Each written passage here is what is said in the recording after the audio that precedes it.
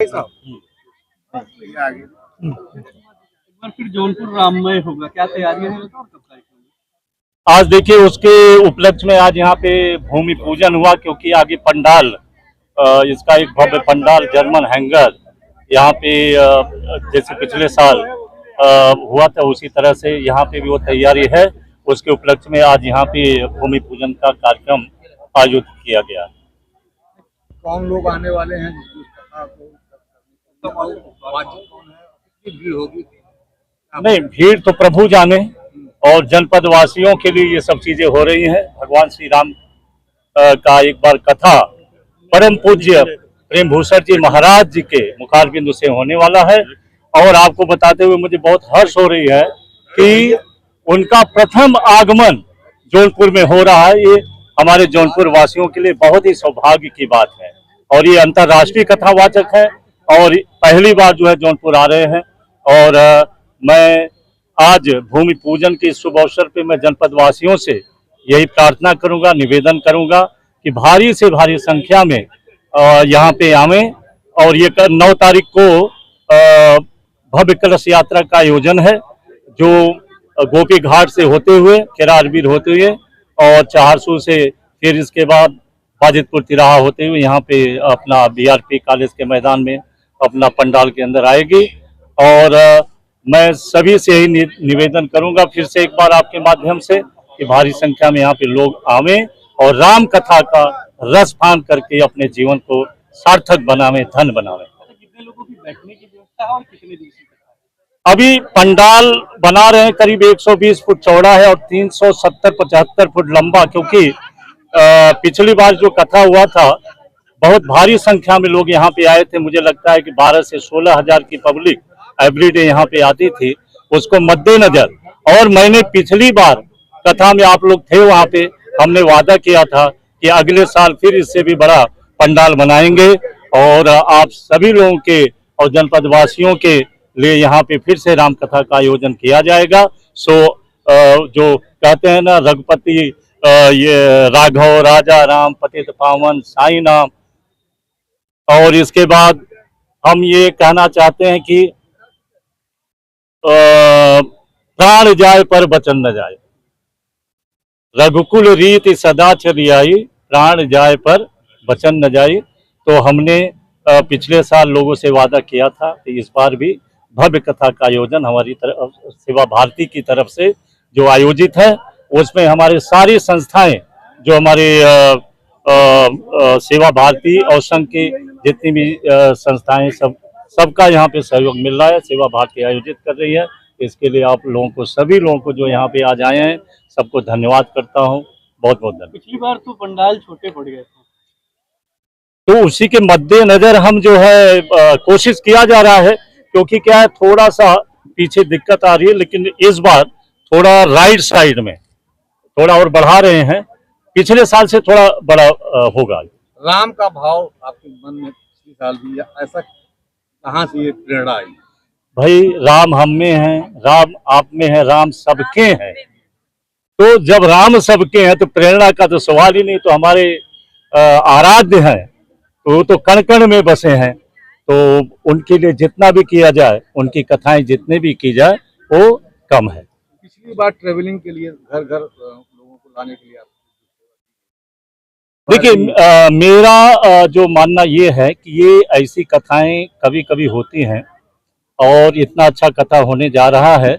और मेरी यही कोशिश रहेगी दूर दराज के जो बुजुर्ग लोग हैं, माताएं हैं, जो पहुंच नहीं पाते, उनके लिए जो है अपना विशेष व्यवस्था करने का हम लोग डिस्कस कर रहे हैं, किस तरीके से अरेंजमेंट किया जाएगा, क्या है वो सब। बैठक अभी अगले 28 तारीख को होने वाली है।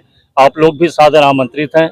और इस कथा के लिए जो है मुझे लगता है 28 को एक फाइनल है, जिसमें हम लोग बहुत सारी चर्चाएं, उसमें व्यवस्था और जो ट्रैवल का, ट्रैफिक का, बहुत सारी ऐसे, जिसमें हम आदरणीय जी.डी. शुक्ला जी को भी बुलाएंगे हम लोग, और उस पर डिस्कस किया जाए। के लिए कौन और से बड़े चेहरे आ रहे हैं? अब देखिए हमारे लिए सारे बड़े चेहरे हैं, आप भी बड़े चेहरे हैं। सबको ये राम कथा है, इसमें छोटा और बड़ा नहीं देखा जाता है। भक्ति की भाव जिसके अंदर होगी वो आएगा। हम तो निमंत्रित सबको कर रहे हैं आपके माध्यम से। सब सेवा भारती के बैनर पर ये राम का क्या भाव है और क्या उद्देश्य?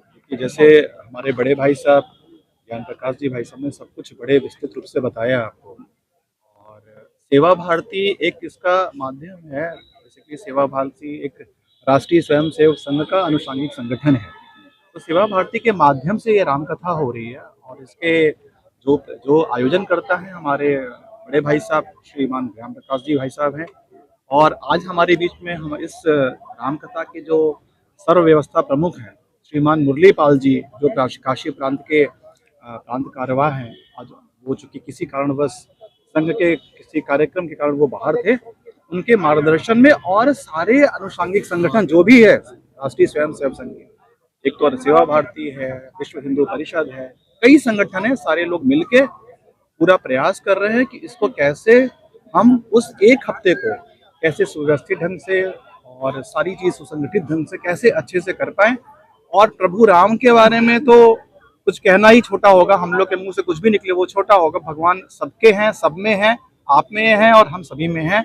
इसी भाव से अगर कथा सुनने आएंगे हम लोग, तो शायद इसका हम लोग जो मेन हमारा जो ज्ञान प्रकाश जी का उद्देश्य है, जो पूरा आयोजन समिति का उद्देश्य है, तभी वो सार्थक हो जब हम उस भाव से यहाँ पे आएंगे। व्यवस्थाएं छोटी होंगी, लेकिन आपको बता दूं पिछली बार 120 इंटू 250 के आसपास 120 × 250 का जो पंडाल था, इसको बढ़ा के भाई साहब ने 120 × 350 कर दिया, तो बहुत बड़ा है। जो पंडाल की जो साइज है वो बहुत बड़ी है, और बैठने की उत्तम व्यवस्था रहेगी। सारे कार्यकर्ता बंधु लोग रहेंगे, जो भी मदद होगा जो भी होगा, और कुछ त्रुटि भी हो जाएगी तो प्रभु राम की कृपा होगी, तो वो सब भी चीजें हम लोग से खत्म हो जाएंगी। लगातार देख रहे हैं सेवा भारती निमंत्रण पूरे जोरों शोर से बांट रही है पूरा, तो कितना देखिए सेवा भारती चूंकि मुख्य आयोजन करता है, और हमारे बगल में हमारे विभाग के सेवा प्रमुख जो आदरणीय वेद प्रकाश जी भाई साहब हैं, और हमारे जो आप बगल में देख रहे हैं एक बहुत बड़ा चेहरा है हमारे आदरणीय माननीय डॉक्टर सुभाष सिंह जी, ये जिला संघ चालक। इन दोनों की मार्गदर्शन लगातार हम लोग को मिलते हैं, हमेशा मिलते रहते हैं कि कार्ड को जो आपका आमंत्रण पत्र है कहाँ डिस्ट्रीब्यूट, और सारी संगठन जो भी हैं सभी ने निमंत्रण पत्र देना शुरू भी कर दिया। मुझे तक कई लोगों को मिला भी होगा, और आगे भी पूरी कोशिश है कि हर जनमानस तक सिर्फ हमारा विशिष्ट जो यहाँ के जन है उनको सिर्फ आमंत्रण पत्र नहीं देना, ये हमारा उद्देश्य नहीं है। हर जनमानस तक ये आमंत्रण पत्र पहुंचे और लोग आए और इसका रामकथा का आनंद लें और इस मनोभाव में रहें। और पूरी कोशिश रहेगी कि पूरा जो अगला माह है पूरा जौनपुर और अगल बगल के जो जिले हैं पूर्वांचल राममय में रहे। और पूरा देख आपने आज का माहौल देखा, कितना अच्छा माहौल लगा। ये माहौल हम लोग पिछले 1 माह से ले रहे हैं, लगातार बैठक करते हुए। आज हमें बैठक के बारे में चर्चा की, भाई साहब ने 28 तारीख को बैठक है, उसमें और भी विस्तृत रूप से चर्चा होगी। दूसरी सबसे बड़ी बात है कि जब हम कथा करा रहे हैं तो प्रशासनिक सेवा जो प्रशासनिक व्यवस्था है उसका दायित्व जिलाधिकारी महोदय जी और हमारे पुलिस अधीक्षक महोदय जी के पास है। उन दोनों को हम दोनों के माध्यम से और संघ के माध्यम से ज्ञापन दे दिया गया है, और वहां से भी उचित व्यवस्था उन लोग के माध्यम से बहुत उचित व्यवस्था की जा रही है। तो हम लोग को उन सभी का आयोजन समिति को, उन जो प्रशासनिक व्यवस्था देने वाले हैं अधिकारीगण, सभी को बहुत बहुत आभार, बहुत बहुत धन्यवाद। और आप सभी का, चूंकि आप इस प्रेस कॉन्फ्रेंस में हम लोग एक छोटे से भाई साहब के छोटे से आमंत्रण में आप तुरंत पहुंच आए, तो आप सभी का बहुत बहुत धन्यवाद, बहुत बहुत आभार आप सभी। क्या अनुरोध करेंगे जो जनता आएगी, क्योंकि पूरा दिन का ये कार्यक्रम होता है, 1 सप्ताह चलना है जी, 24 बुढ़े 7 का पूरा होता है, तो क्या अपील करना चाहेंगे जो घरों से अपने निकले माताएं बहनें? 24 बड़े 7 का ये प्रोग्राम नहीं है। आपको जैसे भाई साहब ने बताया कि 9 तारीख को प्रोग्राम हमारी शुरू हो जाएगा, कलश यात्रा, भव्य कलश यात्रा। वो उस दिन बहुत भव्यता रहेगी, और हम आप सभी से हाथ जोड़कर निवेदन करते हैं उस दिन को जरूर आप मिस मत करिए, क्योंकि बहुत बड़ा है कार्यक्रम। और हम लोग का उम्मीद है उस दिन कम से कम 5000 से ज्यादा लोग, सोचिए जरा पूरा जौनपुर शहर में एक ड्रेस में, एक मतलब हमारी जो मातृशक्तियां हैं सारी एक ड्रेस में जो है निकल रही हैं। तो जरा आप माहौल का सोचिए, ये लोग तो बना रहे हैं, मैं तो वो सोचकर मुझे लगता है कि कितना भव्य दृश्य होगा।